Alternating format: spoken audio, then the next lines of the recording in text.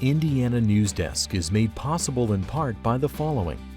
Indiana University's Center for Applied Cybersecurity Research, presenting Security Matters, with tips for improving online security in 3 minutes or less. Main Source Bank, headquartered in Greensburg, Indiana, offering products and services to fit every stage of life. More information at mainsourcebank.com. Main Source, life needs a great bank.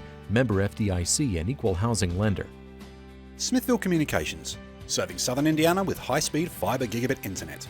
Smithville Fiber Gigabit Technology. Tap the power. And by WTIU members. Thank you. Coming up on Indiana Newsdesk. In response to the violence in Ferguson, Missouri, more police departments are requiring their officers wear body cameras, and that's sparking some privacy concerns. Part of the argument here is we have to record everything in order to make sure we get the one moment that really counts. We'll explain what guidelines police are using and why law enforcement officials say the cameras increase police officers' credibility. Governor Mike Pence dissolves the state education agency he created and calls for changes to the role of the state superintendent. We sit down with the birth mother of the Indiana native and aid worker, Abdul Rahman Kassig, who was recently beheaded by Islamic militants. Sam missed the Skype date with Peter, and then the next day, he was gone.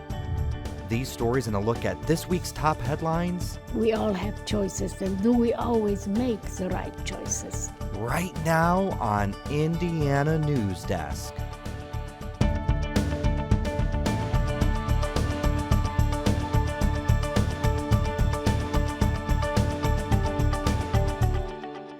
Hello, I'm Joe Wren, and welcome to Indiana Newsdesk. Last night, Indiana residents joined people across the country in protesting police brutality. The protests were sparked by 2 separate grand jury decisions to not indict white police officers who killed 2 black men, one in New York and the other in Ferguson, Missouri. In an effort to reduce those kind of occurrences, President Obama announced this week he wants the federal government to buy up to 50,000 body cameras for local police forces. Some police departments are already using the cameras, including a handful in Indiana. But as Barbara Harrington reports, some say departments need to be mindful of how they're using the cameras. When Bloomington police officer Matt Gilmore gets into his squad car, he has an extra set of eyes. The Bloomington Police Department purchased 30 body cameras last year as part of a trial program. The officers wear the cameras on their chests and flip them on during interactions with the public, giving an up-close perspective of what's happening. In this environment, we're dealing with all kinds of people, and so having the ability to document that, I think, is important, and I think the officers see how important it is also. Once an officer's shift is over, the footage is downloaded to a server. Interactions where nothing happens aren't saved, but those involving an arrest or other incidents are kept as evidence, and police expect those recordings will play a crucial role in prosecuting cases. It's documenting what happens. It's much like the in-car video cameras that we have and a lot of other police departments have. You know, those record traffic stop type encounters because they're in the cars. That has gone a long way in really helping with convictions in drunk driving cases. And so I see this as just kind of an extension of that. While police see the new technology as an important tool in crime fighting, others see it as an invasion of privacy. I think the camera is not really getting at the issue. Indiana University cybersecurity expert Fred Kate says the push to outfit police with body cameras is understandable but daunting. Already one of the things that people talk about that's fairly distinctive about U.S. policing is how difficult it is to engage with police now. You know, they're in cars, they wear body armor, and adding a camera is only going to add to that. You know, who's going to want to have a word with a police officer if you know that everything you're saying is being recorded, including your image while talking? Since most police departments require their officers to hit record for every interaction they have with the public, that means the cameras aren't rolling at all times. And Kate says that's causing some concerns. If you say, oh, no, well, they're going to be able to turn it off. You know, so when they order food in a restaurant or when they're on break, they're going to turn it off.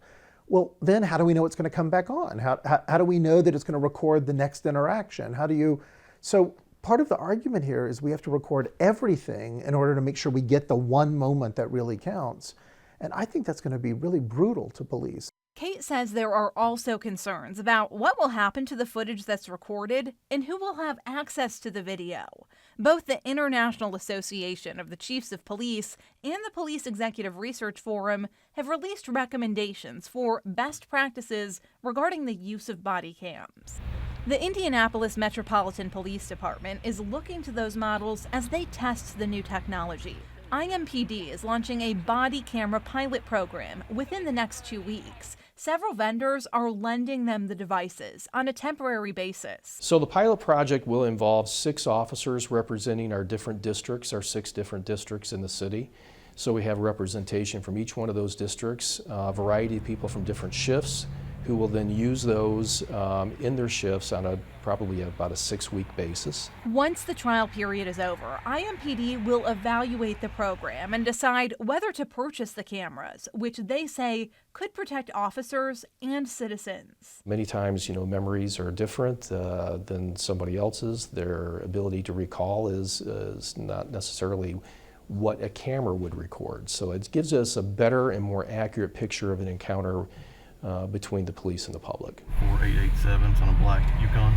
That's what officers back in Bloomington are finding. The cameras capture an unbiased account of what happens when they're out on patrol, and police say that's helping to build up trust. It's transparency, and so I believe it lends credibility to what police officers do. Officers in West Lafayette are also equipped with body cameras, and the Greenwood Police Department is testing them out as part of a trial program. Now for headlines, we go to Alex Dirkman, who has the latest on this week's top stories. Thank you, Joe. NASA successfully launched the Orion spacecraft today. And liftoff at dawn. And items from Purdue University were on board. The flight is a test for the spacecraft that NASA officials hope will eventually take humans to Mars. Purdue has been a key player in NASA missions, contributing both research and astronauts. In recognition of that, Orion carried 2 Purdue pennants and photographs of Purdue astronauts, including Neil Armstrong, the first man to walk on the moon. Indiana University's Proton Therapy Center is closing its doors today. The facility offered cancer treatment for more than a decade, but a $3.5 million deficit and outdated technology led university officials to advise its shutdown. IU has been working closely with employees since the closing was announced to help them find jobs at IU or elsewhere, and patients will finish their treatment at IU. A Lafayette Planned Parenthood clinic is staying open after a federal judge struck down Indiana's law that imposes new restrictions on abortion clinics. The law requires facilities that only provide chemical abortions to meet the same requirements as clinics that perform abortion surgeries. That would have affected only one clinic in Indiana, the one in Lafayette. The U.S. District Court ruled in favor of Planned Parenthood on Wednesday, saying the law discriminates against certain abortion providers. What we had here were laws which directly impacted the ability of women to obtain abortions. And obviously that is a right which is under fire, has been under fire in previous legislative sessions. Falk says he hopes the legislature will see the judge's decision and realize they should stop passing laws that violate the Constitution. The Indiana Attorney General says he is considering the state's options. Indiana is joining 16 other states in a lawsuit against President Obama's executive order on immigration. The president issued an executive order last month providing protection for parents of U.S. citizens from being deported.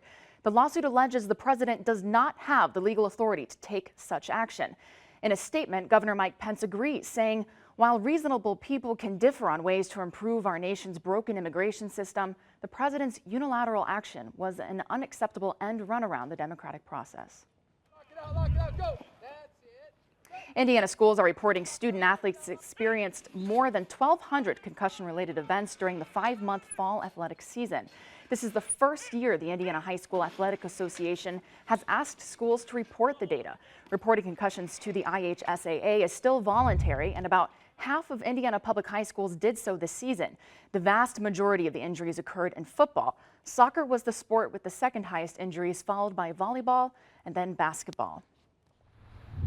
WellPoint Inc. has officially changed its name to Anthem. The Indianapolis-based insurance company originally announced its plans to change its name in August because most of its products, which are largely health insurance plans, are under the brand Anthem. The company began trading on the New York Stock Exchange this week as Anthem under the ticker symbol ANTM. Cummins is unveiling its plans to build a 10-story office tower in downtown Indianapolis.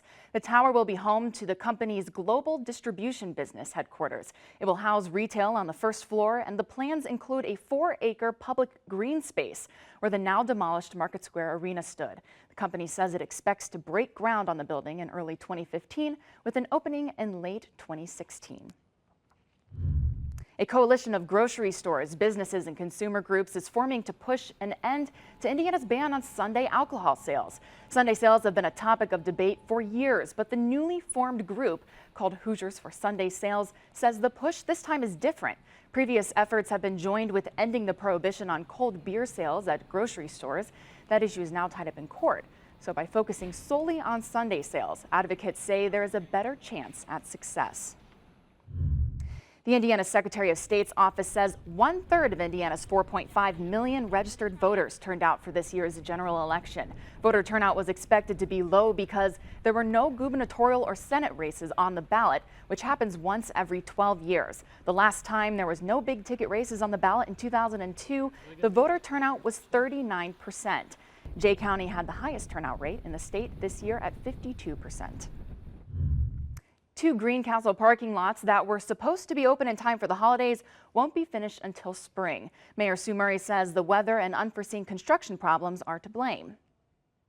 Dealing with old infrastructure, the challenges are monumental at times, and you don't really know what people have put in the ground before you, and typically they just pile on top of it if they possibly can, and that's what we found. Murray says there's a possibility the lots could be used before they are fully complete in March. She says if the weather holds up, workers will lay the base asphalt layer this winter. That would allow for some temporary use, but Joe, the delay hasn't affected the cost of the project at all, and they're still on budget, and the lots are funded by the Stellar Communities grant. All right, thank you very much, Alex. Yes. Coming up next on Indiana Newsdesk. The education agency Governor Mike Pence created has been a point of controversy since Superintendent Glenda Ritz took office.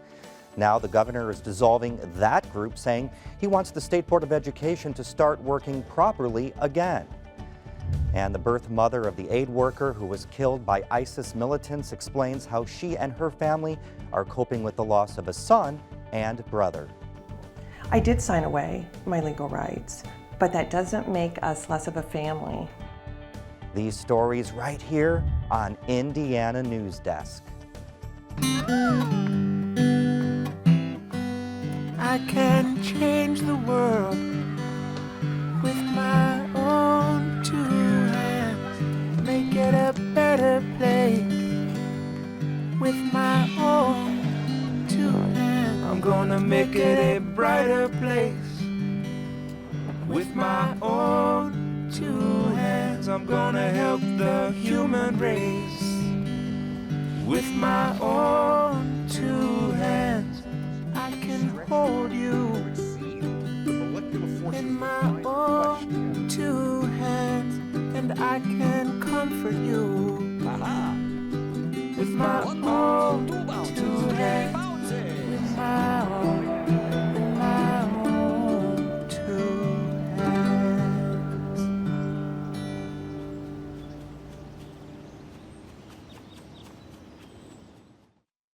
Welcome back to Indiana Newsdesk. I'm Joe Wren. Governor Pence is dissolving his education agency, the Center for Education and Career Innovation. It's overseen staff for the State Board of Education since its creation last year. The news came as a surprise to many in the education field because CC, as it's called, was the governor's brainchild. To explain what this means for education policy in Indiana, we're joined by State Impact Indiana's Rachel Morello. Thanks, Joe. Pence made his announcement at a legislative conference this week. He started by saying he wants state lawmakers to focus heavily on education reform in the upcoming legislative session. Then he said that change has to start at the top and announced he would get rid of the education agency he created. I just thought it was important that someone take the first step to restore trust, to restore harmony at the highest levels of education in Indiana. We've simply got to get the State Board of Education working. What Pence is referring to are the ongoing battles between Democratic State Superintendent Glenda Ritz and the members of the State Board of Education, who the governor appoints. Take a look at this footage from an education board meeting earlier this year. It exemplifies what's become a common scene at state board meetings. You have no authority. You have an appeal of your rules. So where in the rules is it? As we mentioned, CC oversees the education board members, but the state superintendent is the chair of that board. And Ritz says CC is a shadow agency to her own Department of Education, duplicating services and clouding questions of authority. That's why Ritz praised the governor's decision to eliminate CC, but then she followed up her statement with this. While dissolving CC is certainly welcome news, there are other aspects of the governor's legislative agenda that are concerning for public education in our state. Ritz didn't specify what she was referring to, but the governor also said he wants state lawmakers to pass a law that would allow the state board to elect its own chair. Right now, the state superintendent automatically holds that position, so if the legislature did what Pence wants, it would strip Glenda Ritz of some of her authority. And Joe, the Speaker of the Indiana House of Representatives, did praise the governor's call to make education a priority, but he didn't mention anything about changing the superintendent's role. So we'll have to see if that becomes a priority for the legislature next year. Now, what happens to the people who are in that agency now that it's dissolved? The two women who headed up the agency will be headed out. So Jackie Dowd will be headed to the Department of Workforce Development, and Claire Fidian Green will head up the Richard M. Fairbanks Foundation. And as far as everybody else is concerned, we're still waiting to see. Very interesting. Thank you very much, Rachel. Thanks. Abdul Rahman Kassig, also known as Peter, was adopted as a newborn by Ed and Paula Kassig. But once he became an adult, he sought out his birth mother and formed a close bond with her and his two siblings. Now that second family is struggling to deal with the 26-year-old aid worker's murder at the hands of ISIS. Barbara Harrington sat down with Kassig's birth mother, Rhonda Schwint, to talk about how they're coping with the loss of a brother and son.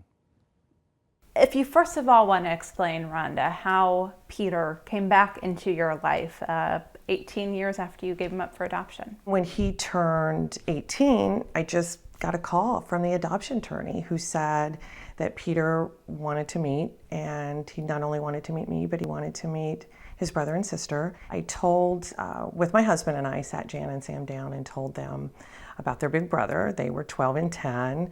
That was not an easy conversation to try to explain, but they were both very excited. I told him he would be coming by the next day. They devised a plan that they would sit on the front porch pretty much all day until they saw that green pickup truck come down the street. And as soon as they did, they ran across the yard and right into the middle of the street. And Peter stopped with the truck still running and jumped out, and they just fell into a big hug right in the middle of the street. It was the purest expression of love I think I've ever seen, and they were brother and sister from that moment on. It wasn't until I believe about a year after that he was captured that ISIS released this video saying that he was their next execution target. Right. How did your family find out about that video? My son actually found out first, and that was from Google alerts. He had set his phone so anytime something came up about Peter, and so I had hoped that if that happened, I wanted to know first so that I could let both of Jan and Sam know, but Sam found out first, and actually he called me. It was a very dark day when that occurred.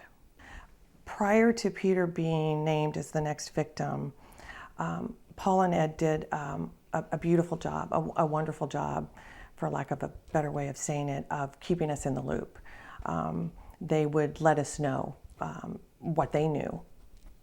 Once Peter was named as a victim, as the next intended victim, We never heard anything. I mean, it was like a wall of silence went up. There are people who may see this and say, you know, you gave Peter up for adoption, you signed away your rights.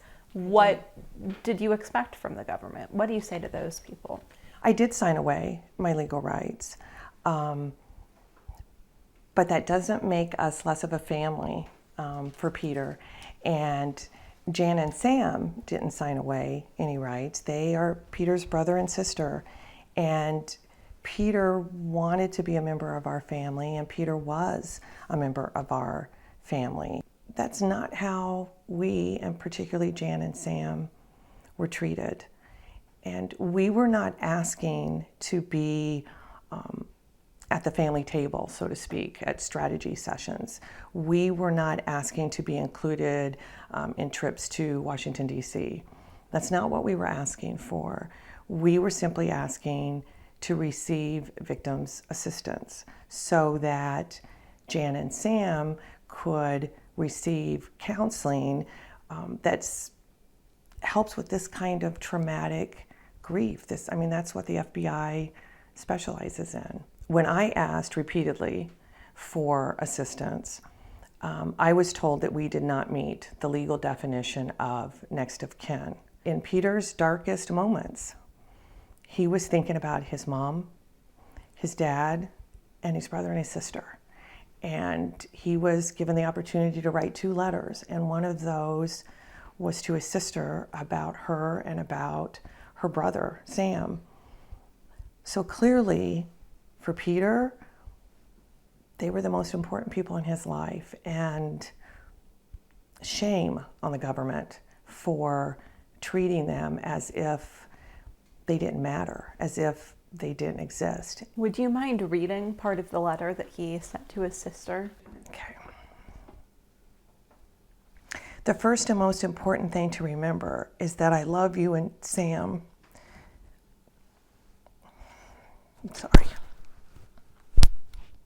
Is that I love you and Sam more than words can ever express.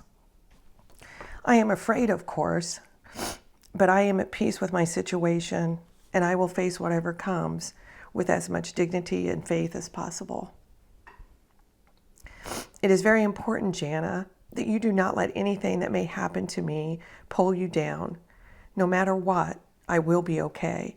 I can handle it, and I chose to come here knowing the risk and doing what I could do to help others the best way I know how.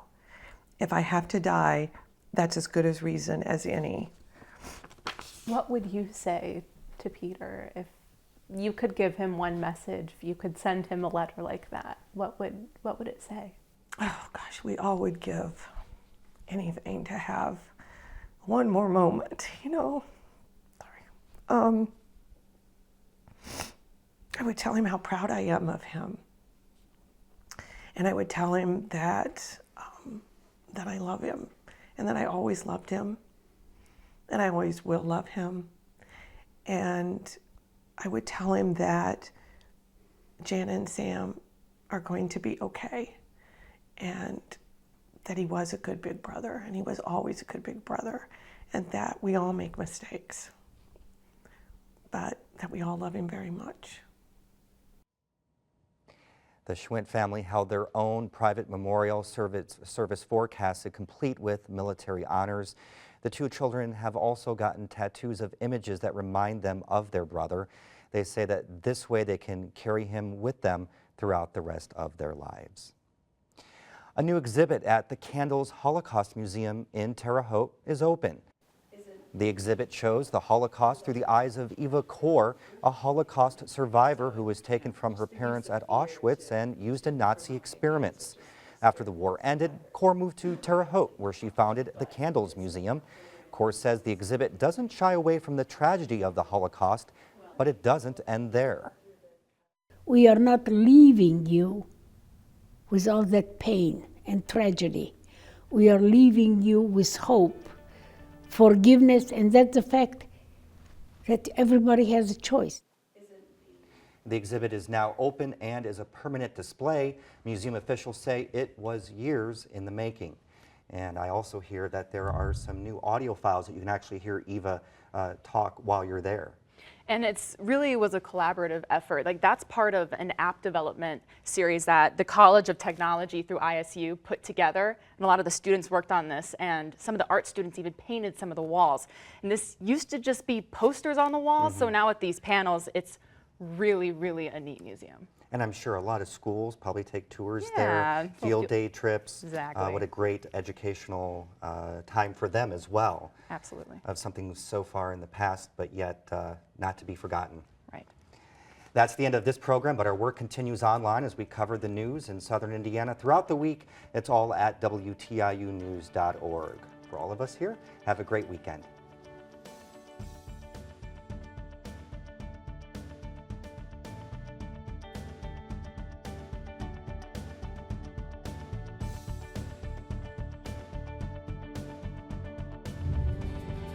Indiana Newsdesk is made possible in part by the following: Indiana University's Center for Applied Cybersecurity Research, presenting Security Matters with tips for improving online security in 3 minutes or less. Main Source Bank, headquartered in Greensburg, Indiana, offering products and services to fit every stage of life. More information at mainsourcebank.com. Main Source, life needs a great bank. Member FDIC and equal housing lender. Smithville Communications, serving Southern Indiana with high-speed fiber gigabit internet. Smithville Fiber Gigabit Technology. Tap the power. And by WTIU members. Thank you.